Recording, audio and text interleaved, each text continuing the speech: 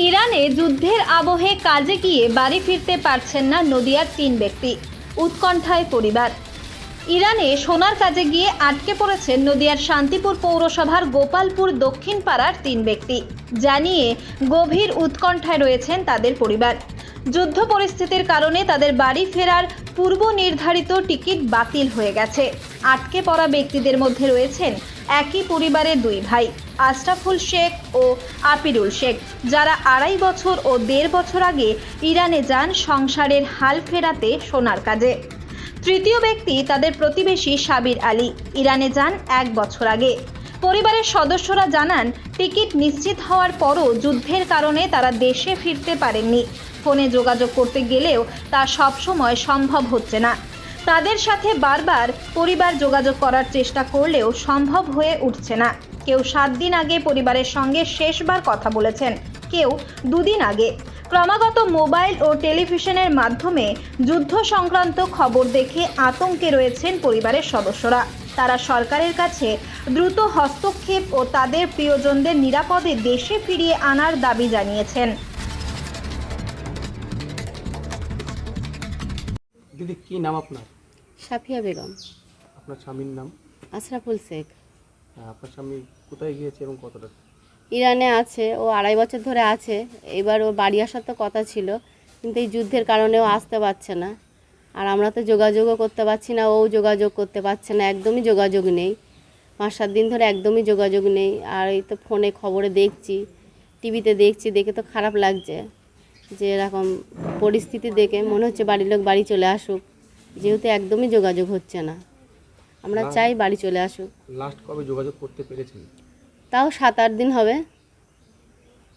তখন কি ফোনে আপনার স্বামী কিছু বলেছেন যুদ্ধের ব্যাপারে, কিছু জানেন? হ্যাঁ, বলছিল তো কি বলছেন? যে এরকম দেখছি মাথার ওপর দিয়ে সব বড় বড় মিসাইলগুলো যাচ্ছে, আমাদের ভয় করছে, এরকম বলছিল। তারপরে তো সেরকমভাবে আর যোগাযোগ হচ্ছে না, কিন্তু ওরাও একটু ভয়ের মধ্যে আছে। যেখানে যুদ্ধ হচ্ছে সেখানে কতটা দূর কি জানেন? হ্যাঁ, বললো 3-4 ঘন্টা দূর, এরকম বলছিল।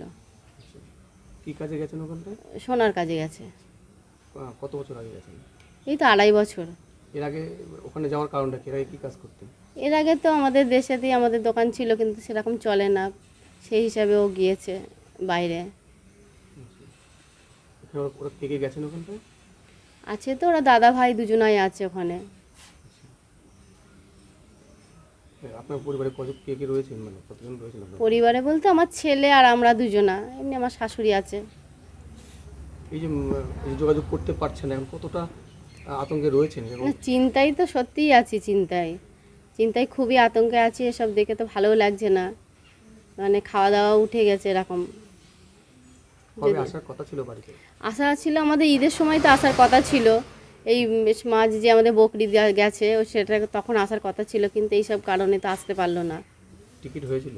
হ্যাঁ, টিকিট ওদের হয়ে গিয়েছিল, কিন্তু ওই যে এইসবের কারণে তো ওদের ক্যান্সেল করে দিতে হয়েছিল। তারপর তো সেরকমভাবে যোগাযোগ আর করতে পারিনি।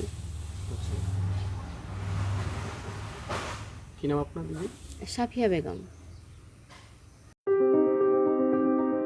এই গরমে একটু স্বস্তি পেতে আজই আসুন মন জিনিসে, যেখানে একই ছাদের তলায় পেয়ে যাবেন 100-র বেশি ভ্যারাইটিস আইসক্রিম সহ কেক, পেস্ট্রি, বার্গার এবং বিভিন্ন মুখরোচক খাবার। বিভিন্ন অনুষ্ঠানের জন্য অতিথি আপ্যায়নে হাজির ফুলিয়া ট্রেকার স্ট্যান্ডের বিপরীতে মন জিনিস।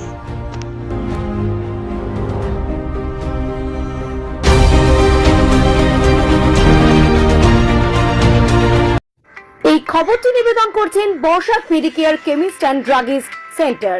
এখানে পাবেন সঠিক মানের ওষুধ ও বেবি ফুড। হোম ডেলিভারিরও সুব্যবস্থা রয়েছে।